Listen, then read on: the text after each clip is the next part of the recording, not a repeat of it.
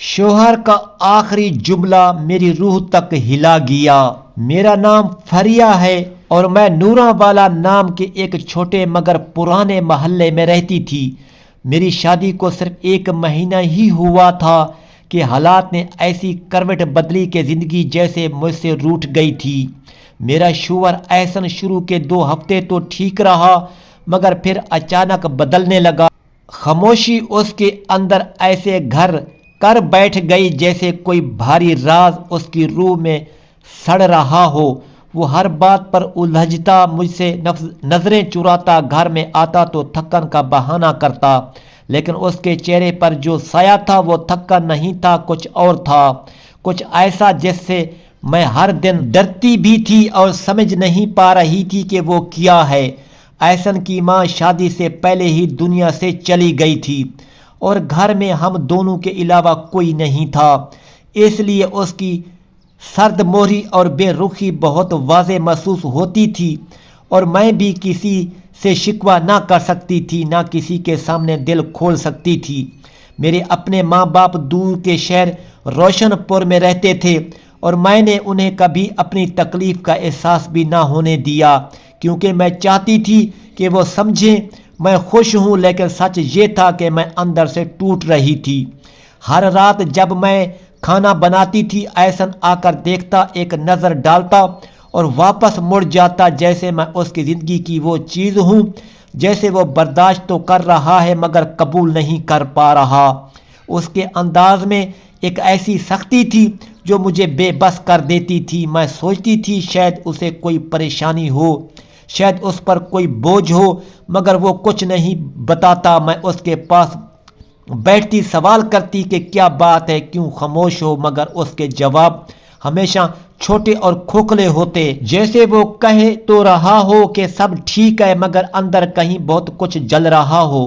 جب کبھی اس کا فون آتا تو وہ گھر والے سین میں جا کر کال سنتا اور اس کی آواز میں ایسی ہنسی ہوتی کہ مجھے حیرت ہوتی کہ یہ وہی انسان ہے جو میرے سامنے ایک لفظ بھی خوشی کا نہیں بولتا۔ اس کی وہ ہنسی میرے دل کو چیر دیتی تھی، کیونکہ تب میں سمجھ جاتی تھی کہ مسئلہ زندگی کا نہیں، مسئلہ صرف میں ہوں، جیسے میری موجودگی ہی اس کے دل کی ساری روشنی کھا گئی ہو۔ ایسا نے ایک دن مجھ سے کہا کہ حالات ٹھیک نہیں، میں شہر سے باہر جانا چاہتا ہوں، کچھ کام ملے تو شاید ہم سنبھل جائیں۔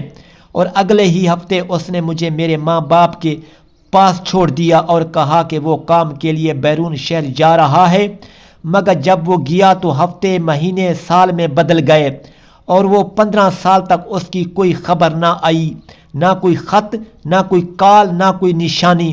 اور میں ہر دن ٹوٹتی رہی مگر جیتی رہی، کیونکہ زندگی نے مجھے مجبور کر دیا تھا کہ میں اپنے اندر مضبوطی پیدا کروں، اور اسی مجبوری نے مجھے ایک امیر گھر میں ماسی کی نوکری پر لگا دیا، جہاں میری اصل کہانی شروع ہونے والی تھی۔ جب میں نے امیر خاندان کے اس بڑے گھر میں کام شروع کیا تو میرے اندر ایک عجیب سا خوف بھی تھا اور امید بھی تھی، کیونکہ میں جانتی تھی کہ اب میری زندگی اسی دروازے سے جڑی ہے جسے روز صبح میں دھکا دے کر کھولتی ہوں، اور اس گھر کے مالک کا نام شہریار تھا، ایک ایسا شخص جس کا رعب دور سے ہی محسوس ہوتا تھا۔ اس کا گھر بہت وسیع تھا، بڑی بڑی کھڑکیاں لمبے راہداریوں کی طرح خاموش مگر خوفناک لگتی تھیں، اور میں ہر صبح دل سنبھال کر اندر داخل ہوتی تھی۔ گھر میں اسٹاف تھا مگر سب کے اپنے اپنے کام تھے، اور میں زیادہ تر اندرونی صفائی اور کھانے پینے کی ڈیوٹی پر لگی ہوئی تھی۔ شہریار کبھی کبھار گھر پر ہوتا اور جب وہ آتا تو پورا ماحول بدل جاتا۔ اس کے قدموں کی آہٹ تک سے لگتا تھا کہ وہ کسی معمولی آدمی کی طرح نہیں چلتا، جیسے اس کی زندگی میں کوئی ایسا بوجھ ہے جو کسی کو بھی اس کے قریب نہیں آنے دیتا۔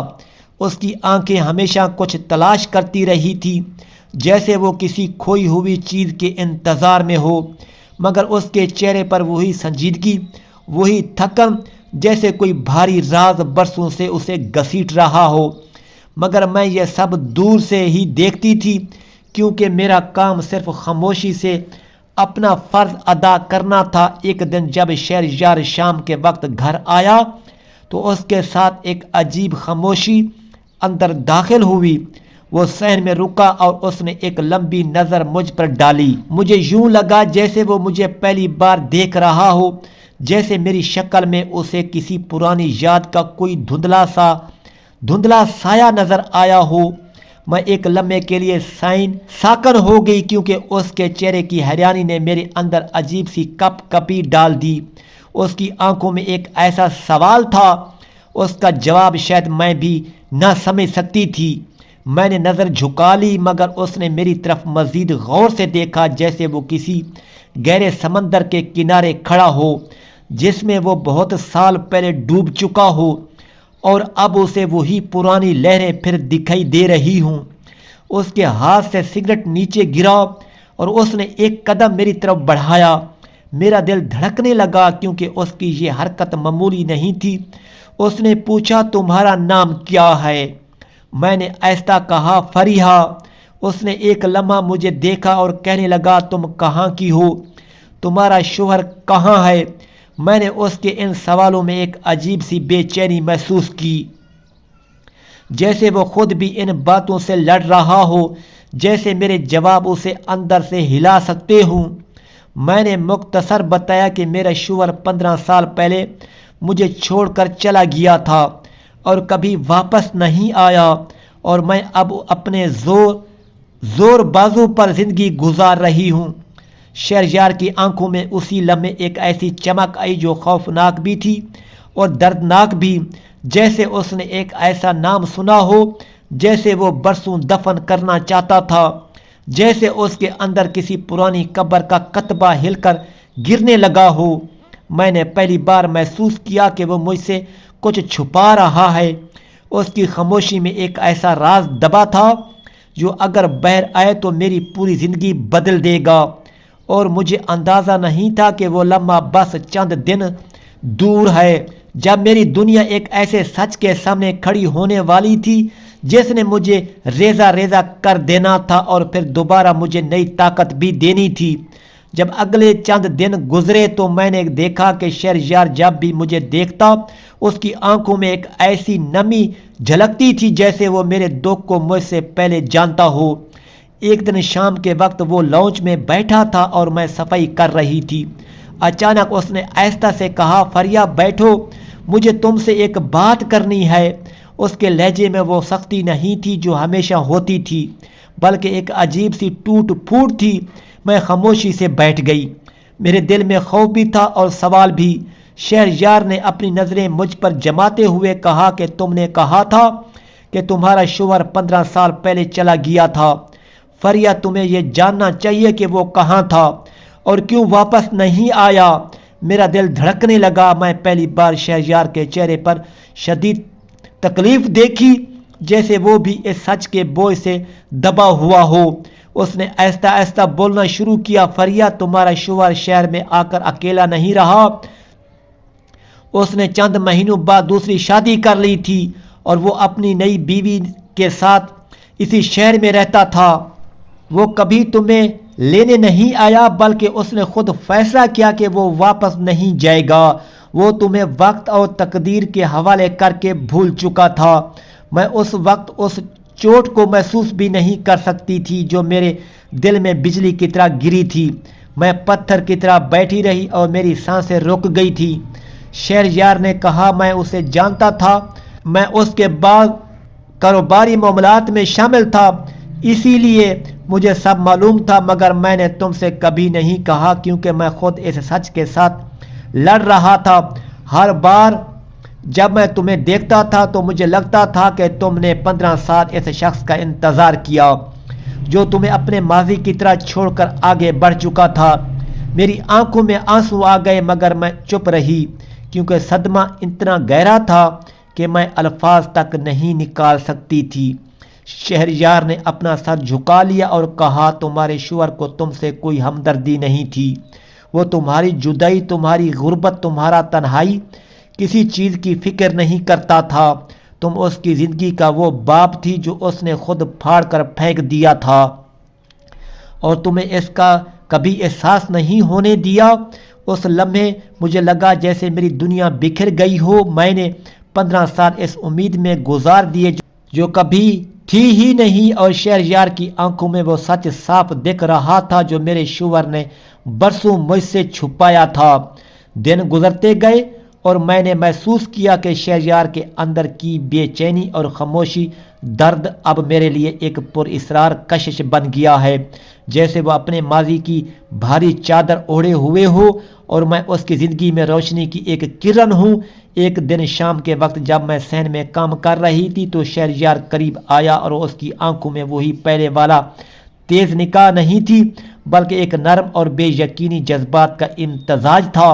اس نے کہا، فریہ تمہیں یہ سب سنانا میرا فرض تھا۔ میں نے پوچھا کیا؟ اور وہ بولے کہ میری زندگی میں ایک ایسا راز چھپا تھا جو میں نے کسی کے ساتھ نہیں بانٹا، اور تمہاری سچائی اور حوصلے نے مجھے مجبور کر دیا کہ میں اسے تمہارے سامنے رکھوں۔ میں نے دل ہی دل میں سوچا کہ شاید یہ وہ لمحہ ہے جب میری زندگی کی حقیقی آزمائش شروع ہو رہی ہے، مگر ایک عجیب سکون بھی محسوس ہوا، جیسے اندھیری رات کے بعد روشنی کا پہلا سورج نمودار ہوا ہو۔ وہ قریب آیا اور کہا، تمہاری محنت اور مستقل مزاجی نے نہ صرف تمہیں مضبوط بنایا بلکہ مجھے بھی ایک انسان کی طرح سوچنے پر مجبور کیا ہے۔ میں نے دل میں مسکرایا کیونکہ میں جان گئی تھی کہ اب شہریار صرف ایک مالک نہیں بلکہ ایک انسان ہے جس کے دل کی دھڑکنیں میرے قریب ہیں۔ رات کے وقت جب میں اپنے کمرے میں بیٹھ کر ڈیری لکھ رہی تھی تو میں نے محسوس کیا کہ شہریار کے جذبات اب میرے لیے ایک اٹل حقیقت بن چکے ہیں اور میری زندگی کے ہر لمحے میں ان کی موجودگی کا اثر ہے۔ میں نے سوچا کہ 15 سال کی جدائی اور تکلیف کے بعد اب میری زندگی ایک نئے سفر پر ہے، جس میں خوف اور درد بھی ہے مگر امید اور طاقت بھی۔ اس رات میں نے فیصلہ کیا کہ اب صرف اپنی زندگی کے لیے جیوں گی اور اپنے حوصلے اور محنت سے ہر مشکل کا سامنا کروں گی۔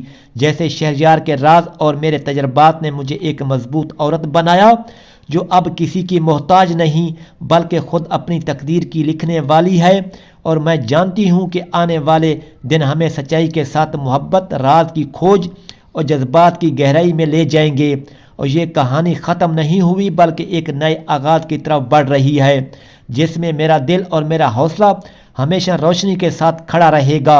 میں نے شہریار کی طرف دیکھا اور دل میں کہا کہ اب ہر لمحہ، ہر دن، ہر سانس ہماری زندگی کی حقیقت اور جذبات کی گہرائی کا حصہ ہوگا، اور میں تیار ہوں اپنے راستے کی روشنی خود بنانے کے لیے۔